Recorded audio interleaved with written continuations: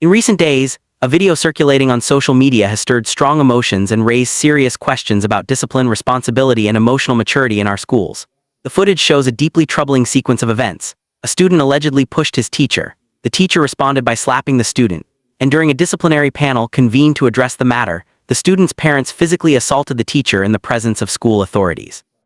My questions are, what if the teacher had collapsed from the push? What if the student had died with the slap? What if the teacher had died with the bitten from the group biting from the parents? What if the teacher had retaliated with a rod or weapon to defend himself, leading to the death of any of the parents? We thank God for this protection because these questions are possibilities. This incident is far more than a single moment of conflict. It is a reflection of weaknesses across our homes, classrooms, schools, and society at large. It exposes the consequences of weak discipline, impulsive emotions, and failures within institutions tasked with safeguarding both children and educators. Proverbs 25:28 reminds us, like a city whose walls are broken through is a person who lacks self-control. In this incident, the walls are broken everywhere. Emotional walls in the student, professional walls in the teacher, parental walls at home, and institutional walls within the school itself. Before we analyze this incident in depth, I kindly ask you, dear viewers, to pause for a moment, like this video, subscribe to the channel, and share this message, and leave a comment below with your thoughts. Your engagement ensures that this message reaches and inspires more students, teachers, and parents, fostering dialogue and reflection. Ordinarily, I would have supported the idea that parents take their child home for homeschooling if they felt unable to guide him. There are families who successfully educate and discipline their children at home, guiding them through the curriculum and shaping their character directly. But in this case, the parents bringing their child to school was a clear acknowledgement that they could not fully train him themselves. By enrolling him in this school, they placed their trust in the teachers to mold his character, instill discipline, and prepare him for the demands of society. Even if the parents were to transfer him to another school, the responsibility would still fall to teachers somewhere. Parents cannot escape the reality that children need guidance from adults outside the home, especially teachers, to develop character and social skills. Therefore, it was entirely wrong for the parents to lay hands on the teacher. While a teacher may make a professional error, and that can be addressed through proper channels, taking the law into one's hands and bypassing school procedures creates chaos, sets a dangerous precedent, and unfairly exposes the child to societal scrutiny.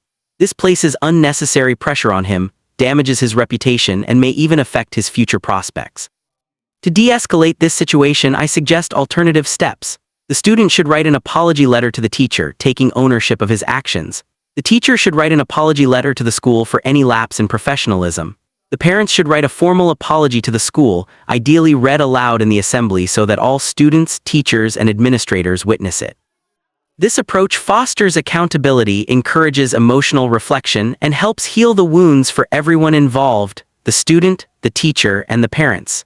It also allows the school community to model conflict resolution and accountability, showing students the value of humility and reconciliation. Let us begin by examining the student's role. According to the teacher's account, the student initiated the physical confrontation by pushing him. Whether out of frustration, anger, disrespect, or momentary recklessness, this behavior reflects serious emotional and behavioral gaps. The student demonstrated poor emotional regulation, a lack of respect for authority, weak moral and cultural grounding, susceptibility to peer influence, possible pre-existing conflict with the teacher, and an inability to resolve issues peacefully. Psychologists argue that up to 70% of aggressive behavior in adolescence is linked to unstable emotions, peer pressure, the desire to appear tough, and exposure to violent media. Ecclesiastes 7:9 wisely advises, "Do not be quickly provoked in your spirit, for anger resides in the lap of fools." Several factors may have fueled the student's reaction. Lack of discipline at home, the influence of social media where disrespect is sometimes portrayed as confidence, peer encouragement, weak school disciplinary structures, prior conflicts with the teacher, and emotional or academic stress. Physically attacking a teacher is not a trivial matter. Research shows that 1 in 3 teachers report aggression from students, with 40% of these cases leading to teacher burnout or transfer, and some students facing suspension, expulsion, or legal consequences. The implications for the student include loss of trust from teachers, stigma among peers, long-term academic setbacks, a disciplinary record, psychological trauma, and reinforcement of poor anger management habits. The student had more constructive options: walking away from provocation, reporting grievances to school authorities, speaking respectfully even when upset, seeking counseling, and taking ownership of his emotions rather than letting them control him. Students must understand that respect is strength. Violence creates problems rather than solving them, and schools exist for learning, not for battles. As the African proverb says, the child who does not listen to advice will listen to correction. Let every student choose wisdom before consequence. Now we turn to the teacher. He admitted slapping the student in what he described as self-defense. While humanly understandable, this is professionally unacceptable. His reaction shows a momentary loss of emotional control, failure to apply de-escalation strategies, lack of professional restraint, and possibly accumulated stress or burnout.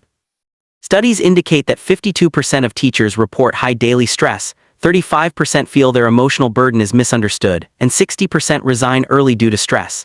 Yet teaching demands professionalism even under provocation. Luke 6:27 instructs, "Love your enemies, do good to those who hate you." While the student is not an enemy, the principle applies. Teachers must rise above the moment. Slapping a student carries serious consequences: damage to reputation, loss of moral authority, risk of suspension or legal action, weakened student-teacher relationships, emotional trauma, and possible dismissal. Teachers are entrusted with great responsibility. And as the saying goes, to whom much is given, much is required. A professional response would have been to step back, call for assistance from school security or a senior colleague, maintain boundaries, formally report the incident, and use conflict management strategies. Emotional maturity is essential. Reacting physically endangers both teacher and student. As the proverb says, a hot temper blows out the lamp of wisdom. At this point, dear viewers, I encourage you once more to like this video, subscribe to the channel, and share this message, ensuring that it reaches more teachers, students, and parents who can learn from this incident. The parents' behavior, however, was the most shocking. In a moment of emotion, they physically assaulted the teacher during a formal disciplinary panel. Their actions revealed emotional immaturity, failure to respect due process, misunderstanding of justice, poor conflict resolution skills, misplaced protectiveness, and a terrible example for their child. Several factors contributed to their reaction: anger at seeing their child slapped, shock, cultural tendencies toward instant retaliation, misinterpretation of parental duty, community pressure, and lack of trust in the school system. The consequences of such actions are profound.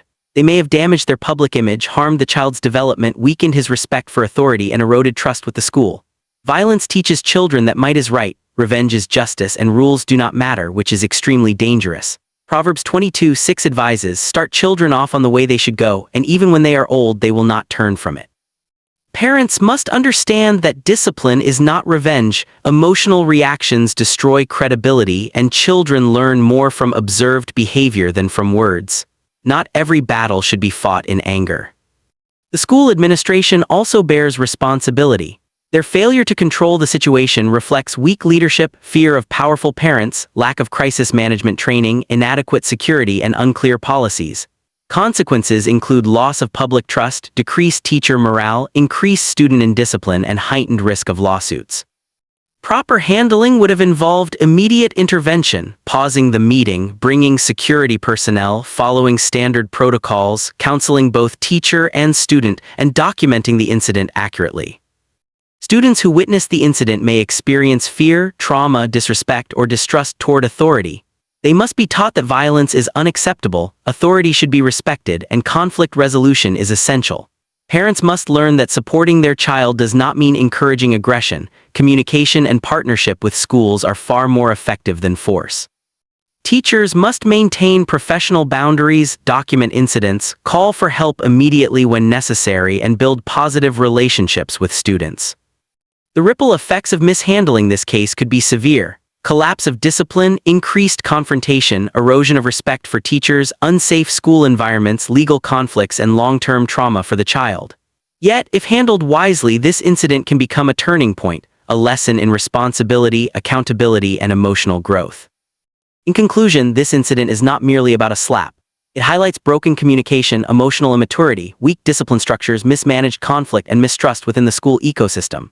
Conflict can become a teacher, and pain can serve as a foundation for growth. Recommended actions include counseling for the student and parents, professional development for teachers, clear disciplinary procedures, active PTA engagement, and restorative justice practices. James 1:19 reminds us, everyone should be quick to listen, slow to speak, and slow to become angry. Let this incident guide us back to wisdom. Let it show the cost of impulsive emotion and strengthen our commitment to peace, discipline, and understanding. Dear viewers, I urge you once more to like this video, subscribe to the channel, and share it widely, so this message can reach families, teachers, students, and leaders everywhere.